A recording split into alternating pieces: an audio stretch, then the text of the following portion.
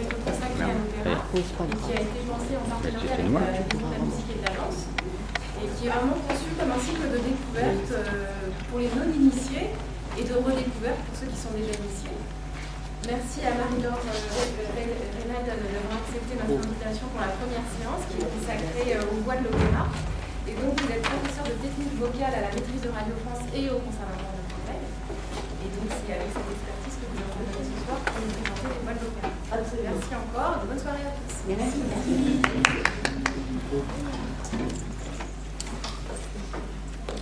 Mesdames et messieurs, je vous remercie d'abord d'être venus si nombreux sur ce sujet. Et nous allons commencer tout de suite la conférence par un air du grand répertoire, le fameux air de Norma, par une grande chanteuse, Edita Gruberova.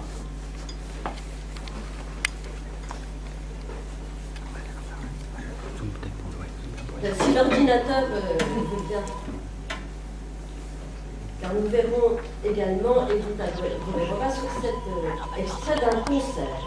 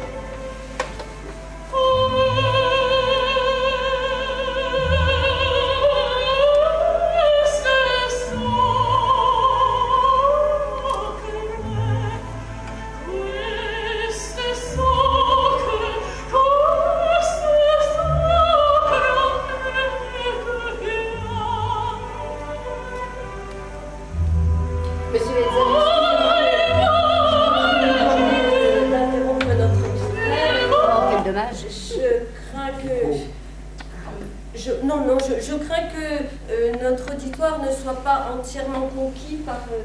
je ne sais pas si peut-être ça risque de ne pas vous faire aimer davantage l'opéra. Eh bien, parce qu'à moi, non, cet extrait ne me ferait pas aimer l'opéra. Voilà. J'ai commencé par cet extrait.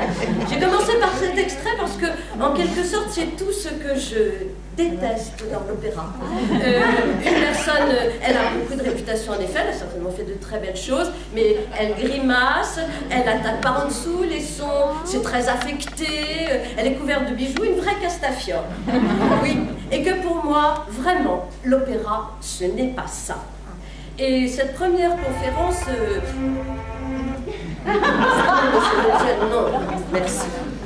Voilà. L'opéra, non, c'est pas la Castafiore. L'opéra, c'est d'abord de la musique. C'est d'abord de la musique et du drame, c'est-à-dire une histoire, un texte, un espace. Et c'est pour ça que beaucoup de gens différents, avec des goûts, des sensibilités différentes, peuvent trouver leur plaisir dans l'opéra. Parce qu'il n'a pas cette image figée. Ce que vous venez de voir, c'est pour moi l'arbre qui cache la forêt. Alors j'espère commencer à écarter l'arbre et à vous montrer davantage la forêt avec cette autre interprétation. Vous ne verrez rien cette fois-ci, c'est seulement audio du même air, Festa Diva, qui était aussi, comme on le sait, un des airs favoris de Maria Callas, mais Tebaldi, que vous allez entendre à l'instant, a très bien chanté aussi, et c'est une invitation à aller vous-même écouter ensuite Maria Callas pour faire la comparaison.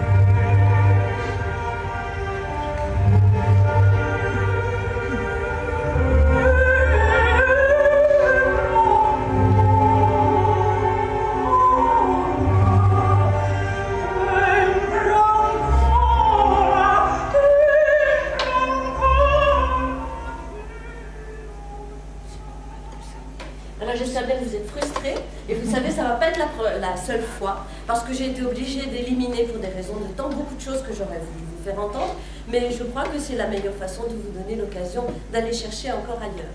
Alors, il y a des choses qu'on accepte comme inhérentes à l'opéra, ça a toujours été comme ça, c'est normal, c'est de l'opéra. Comme par exemple les vocalises que vous venez d'entendre, faites merveilleusement d'ailleurs par Renata Tebaldi. Eh bien non, ce n'est pas gratuit, c'est pas pour faire joli, c'est un moyen d'expression. Et Bellini, qui a écrit Norma, est un des représentants tardifs, on peut dire, de ce qu'on appelait vraiment le bel canto, parce que le grand opéra de la suite n'est pas à proprement parler du bel canto, et c'est-à-dire un art du chant qui se servait de la vocalité comme moyen d'expression, alors qu'à l'époque romantique ou à l'époque baroque au contraire auparavant, les moyens étaient différents. Il faut donc d'une certaine façon une entrée, une explication pour vraiment comprendre cette musique et l'accueillir d'une façon qui ne soit pas conventionnelle. Vous allez en savoir, en entendre un peu plus, avec deux versions différentes d'un air lui aussi très célèbre du Barbier de Séville de Rossini, qui est la génération antérieure à Bellini. Vous allez d'abord voir Cecilia Bartoli, qui elle est une voix plus grave, et vous entendrez ensuite un enregistrement de Maria Callas. Lui aussi c'est un enregistrement ancien, c'est un vieux vinyle que j'avais chez moi depuis très longtemps, et comme celui que vous avez entendu de Tebaldi, ce sont des enregistrements qui ne datent pas d'hier, et donc ils n'ont pas les caractéristiques techniques qu'on est habitué à avoir aujourd'hui. Et bien ça aussi, c'est une occasion pour vous de vous débarrasser des conventions. C'est pas forcément parce que c'est propre, très égal, avec un orchestre, comment dire, sans bavure, que c'est forcément la meilleure chose. Il suffit d'ouvrir ses oreilles et de faire ses choix. Donc, deux airs de Rosine du Barbier de Séville.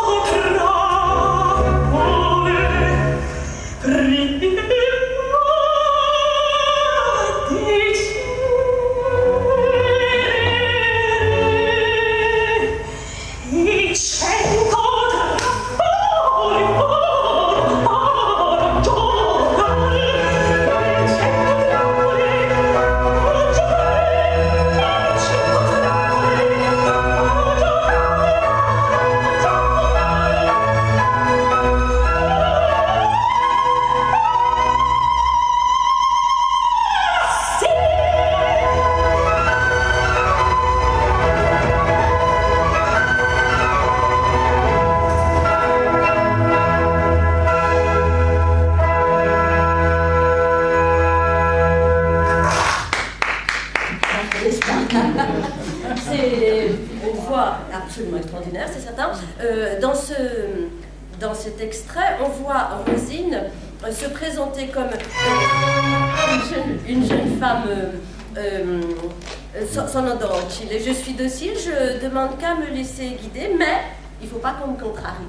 Et en particulier, il ne faut pas qu'on m'empêche d'épouser celui que j'ai décidé d'épouser et pour lequel je vais mettre en œuvre 100 trappole, une centaine de pièges. Voilà. Vous avez peut-être déjà été sensible aux moyens musicaux et vocaux qu'elle utilise, les contrastes de timbre de voix, principalement ces aspects-là. La voix de Bartoli, qui est une voix de mezzo, ce qui ne veut pas dire qu'elle ne chante que du grave, hein, c'est une voix qui va aussi beaucoup dans l'aigu, mais elle a une couleur particulière. Elle utilise des moyens qui correspondent à cette voix et à son tempérament à elle. Et en écoutant un extrait seulement du même air par Maria Callas, vous allez voir qu'on peut utiliser des moyens tout à fait différents et qui seront aussi convaincants.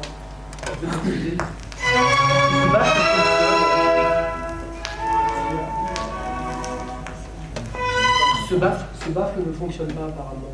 J'ai l'impression qu'on a que celui-là qui fonctionne. Oui, marchez tout seul. Si la technique nous abandonne.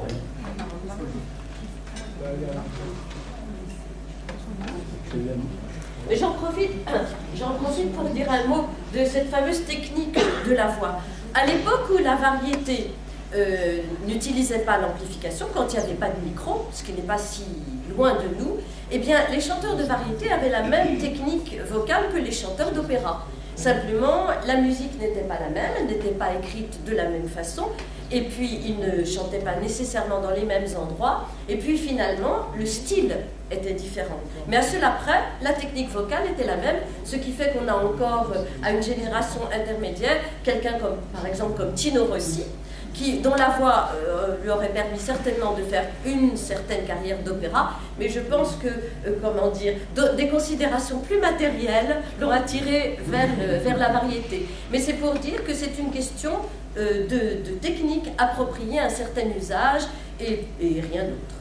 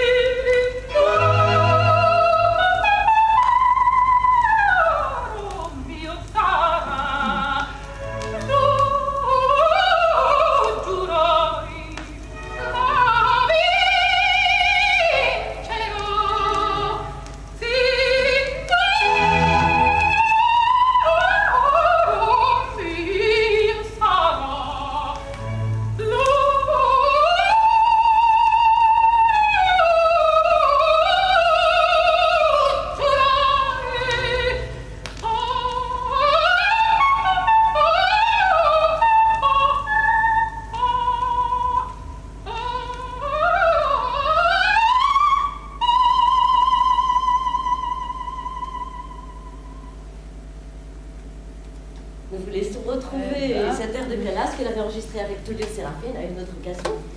Tout ce grand répertoire de l'opéra italien, de l'opéra romantique plus généralement, comme aussi l'opéra de Wagner, que vous découvrirez davantage avec les deux conférences de Patrick Bross, parce que comme il connaît particulièrement bien Wagner, et qu'il a de magnifiques archives, je lui ai laissé la plus grande partie de ce répertoire. Donc tout l'opéra romantique, tout le 19e siècle, c'est un répertoire dans lequel la voix à proprement parler, la vocalité, l'étendue du son est au premier plan, et le texte est très au second plan, même s'il arrive qu'on le comprenne, mais il y a en effet des caractéristiques des mots qui sont incompatibles avec les registres aigus, graves, avec les grandes différences de dynamique, d'amplitude du son. Eh bien, l'opéra, c'est pas forcément ça. Ça peut être aussi des scènes dans lesquelles, et des styles dans lesquels on comprend très bien le texte. Et même comme ça a été le cas dans à peu près toute la tradition de l'opéra français, ça peut être aussi une musique qui est principalement dictée par le texte. C'est le cas déjà avec Lully et Rameau, et c'est encore le cas quasiment jusqu'au XXe siècle avec Debussy. Et à ce propos, vous allez voir une partie d'une mise en scène d'un opéra de Rameau qui s'appelle Les Paladins, mise en scène par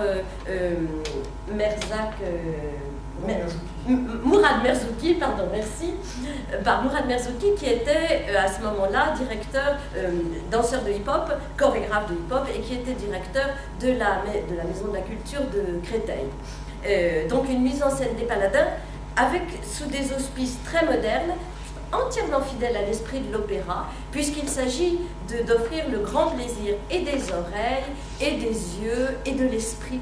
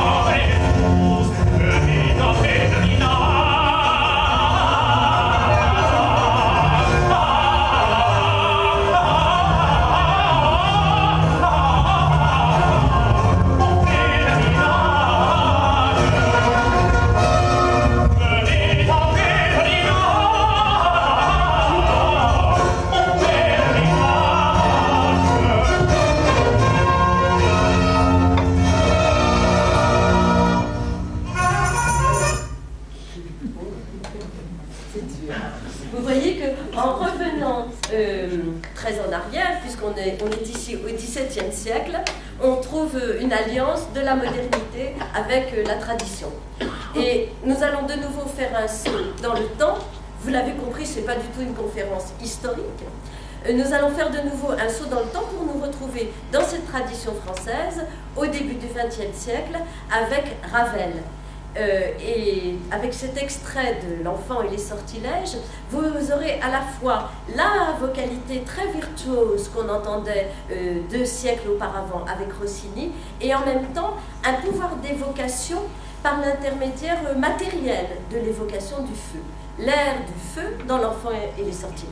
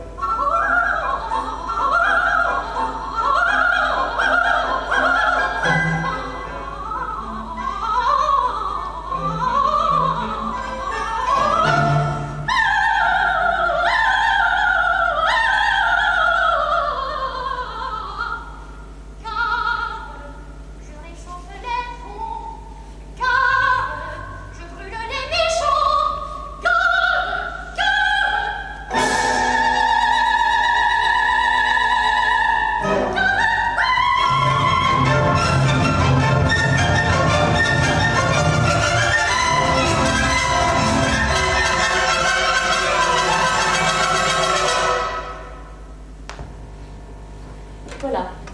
Quand vous rencontrez la diversité des possibilités d'évocation de la voix aiguë, le fait de porter la voix vers l'aigu, qui est assez caractéristique de notre musique occidentale, comme le fait de porter le corps vers le haut est caractéristique de la danse en Occident depuis le 19e siècle, ça n'est pas partout comme ça, peut avoir beaucoup de significations différentes et dans l'ensemble, on peut dire qu'elles se rattachent toutes à une forme ou à une autre de pouvoir.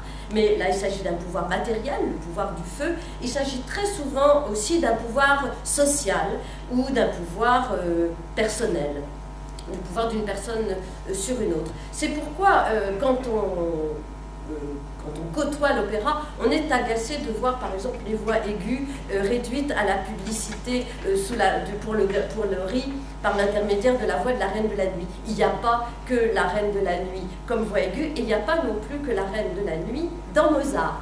Et c'est pour ça que vous allez pouvoir vous reposer un petit peu mentalement, en restant dans la même époque et même auprès du même compositeur, avec, pour commencer, un extrait de Così fan tutte de Mozart, qui est un ensemble.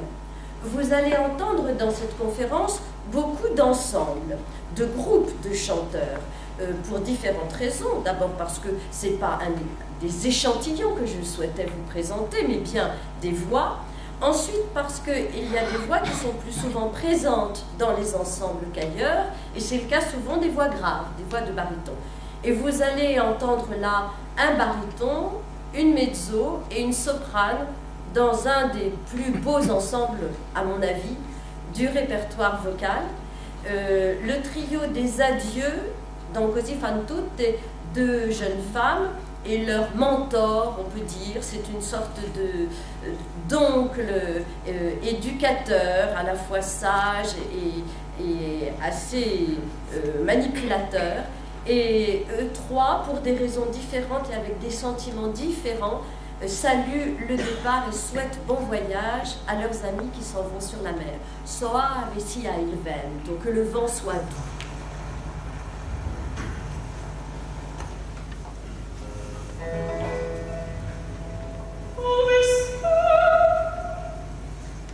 Sono parti.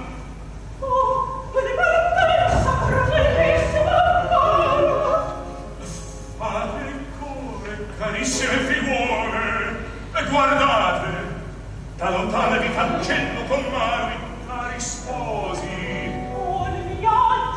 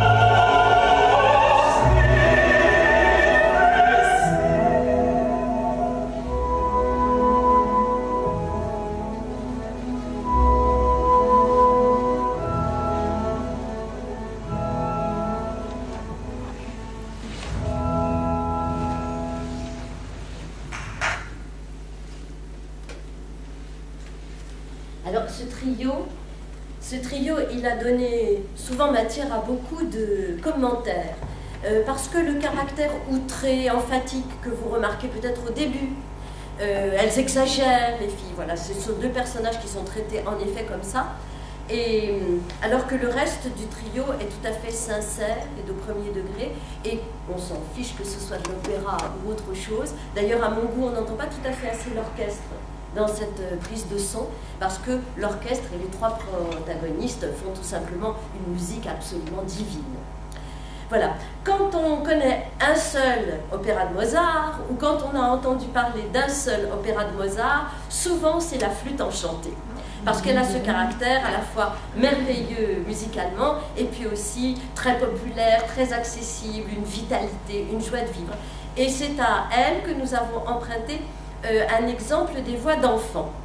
Et en me séparant volontairement et à regret de beaucoup d'exemples de voix d'enfants magnifiques dans l'opéra, je me suis aperçue que finalement, il y en avait beaucoup. Dans l'opéra classique, dans l'opéra romantique, dans la bohème, dans Tosca, dans les opéras de Britten, et nous en entendrons de façon fugace dans quelques autres exemples. Mais celui-ci, c'est le fameux trio des trois enfants dans la flûte enchantée.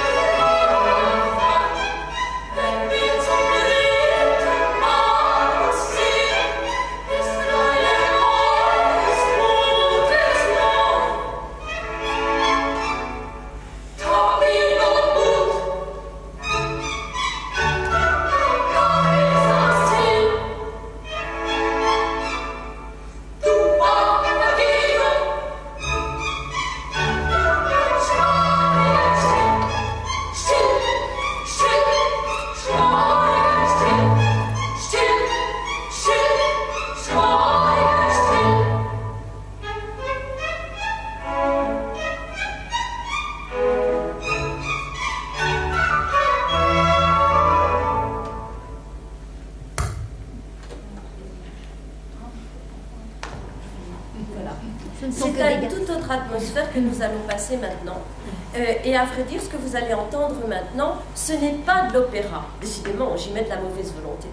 Ce n'est pas de l'opéra, et d'ailleurs, ma conférence n'est pas une conférence sur l'opéra, ni sur l'histoire de l'opéra, mais bien sur les voix de l'opéra. D'ailleurs, peut-être que vous aurez envie de savoir tout à l'heure comment on travaille avec les voix d'enfants, comment on travaille avec les différentes voix.